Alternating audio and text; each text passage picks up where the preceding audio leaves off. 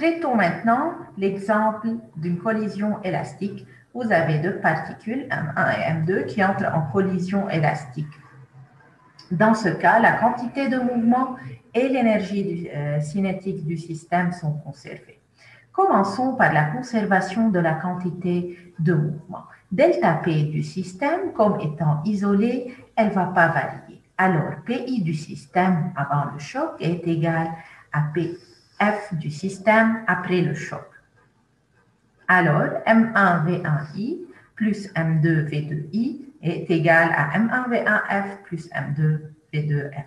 Maintenant, passons à la conservation de l'énergie cinétique. Delta K est égal à 0, alors KI égale à KF. N'oubliez jamais pour le système. Alors, 1 demi M1 V1I carré plus 1 demi M2 V2I carré, qui est KI, elle est égale à 1 demi M1 V1F carré plus 1 demi V2F au carré. On peut utiliser ces deux équations pour résoudre le système qui a deux inconnus, V1F et V2F. Notre but est de déterminer les vitesses après la collision. Alors, on peut utiliser, comme on a dit, ces deux équations et les résoudre pour déterminer V1F et V2F en fonction de V1I et V2I, M1 et M2, bien sûr.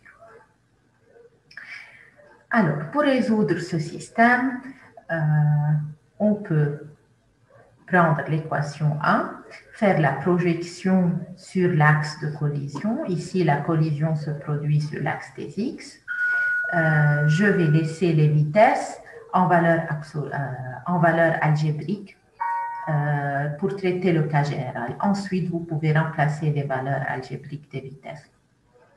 Alors, en projetant l'équation 1 sur l'axe des X, vous avez M1 V1X plus M2 V2IX est égal à M1 V1Fx plus M2 V2Fx qui sont les composantes des vitesses suivant l'axe des collisions. Je vous rappelle ici, c'est la valeur algébrique. يعني هون إذا ملاحظين ما حطيت moins V2I حطيتها en valeur algébrique pour traiter le cas général, la collision.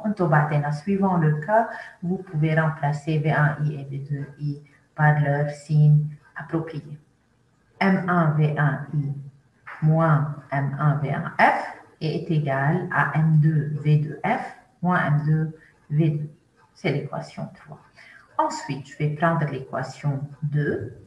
Je vais simplifier par 1 demi et regrouper ce qui est en M1 seul et en M2 seul. Alors, M1 V1I carré moins V1F carré est égal à M2 V2F carré moins V2I carré. Ici, vous avez A2 moins B2. Vous pouvez l'écrire sous forme de A moins B, facteur de A plus B. Alors, cette équation devient M1 V1I moins V1F, facteur de V1I plus V1F. Même chose pour V2. OK? C'est l'équation 4.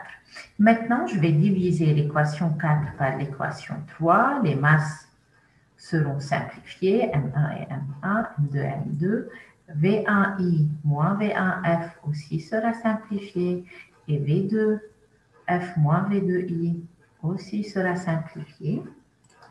يعني هون M1 et M1, V1 et V1, M2 et M2.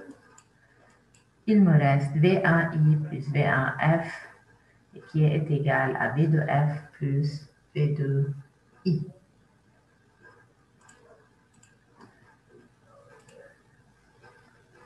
Alors, si vous voulez, vous pouvez un peu arranger cette équation pour dire que V1I moins V2I est égal à moins V1F moins V2F. Et on peut utiliser ces deux équations pour déterminer V1F et V2F. Vous trouvez V1F, vous le remplacez dans cette équation et vous pouvez déterminer V1F en fonction de V1I et de V2I. Je vous invite à faire ce calcul puisqu'on va l'utiliser pour résoudre les problèmes. Et enfin, on obtiendra V1F en fonction de V1I V2I, M1 et M2, les conditions initiales qu'on a avant le choc. Ce sont les équations du cas général.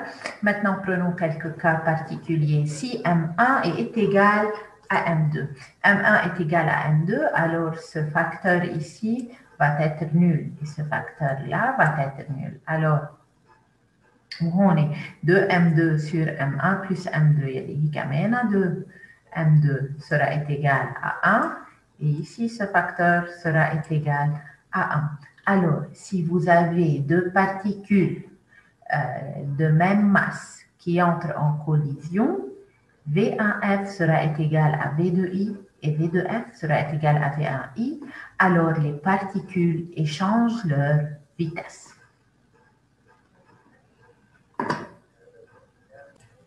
C'est le cas du jeu de billard où vous avez des particules de même masse qui entrent en collision. Maintenant, si le deuxième cas particulier, si la particule 2 est initialement au repos, si la deuxième particule est initialement au repos, alors V2I sera égal à 0. لكن ce terme هون بيروح وهذا الترم هون بيروح et vous pouvez déterminer V1F et V2F. Le troisième cas, lorsque une particule est très lourde et elle entre en collision avec une particule très légère au repos. Alors ici, la particule,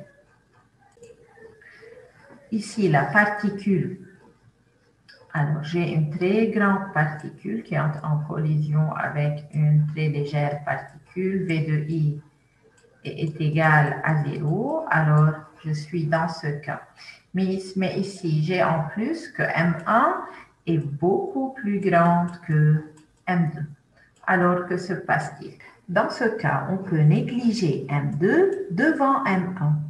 Regardons ensemble cette équation. Si on néglige M2 devant M1, on obtient M1 sur M1 sera simplifié et V1F sera à peu près égal à V1I.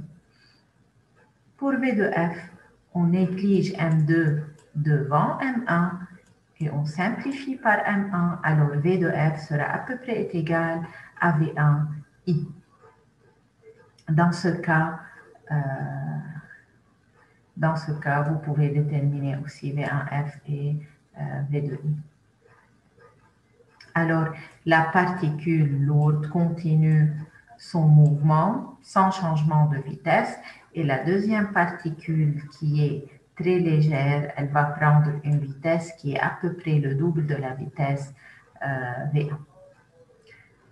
Maintenant, lorsqu'une particule légère entre en collision avec une particule très lourde initialement au repos, ici on a une particule très légère qui est en collision, ici la deuxième particule V2I, elle est au repos. Que se passe-t-il? La particule légère va inverser son sens et revenir avec une vitesse qui est opposée à sa vitesse initiale, alors V1F sera à peu près égal à moins V1I et la particule lourde ne va pas bouger, alors V2F sera égal à 0. Dans ce cas, j'ai négligé M2. Alors, M2 est beaucoup plus grande que M1. Alors, dans ce cas, je néglige M1 devant M2. Regardons, si on néglige M1 devant M2, et ici, je néglige M1 devant M2, je simplifie avec M2, alors V1F est égal à moins V1I. OK? Pour V2F, je néglige M1 devant M2. Et puisque M2 est beaucoup plus grande que M1, OK, alors ce facteur va tendre vers 0.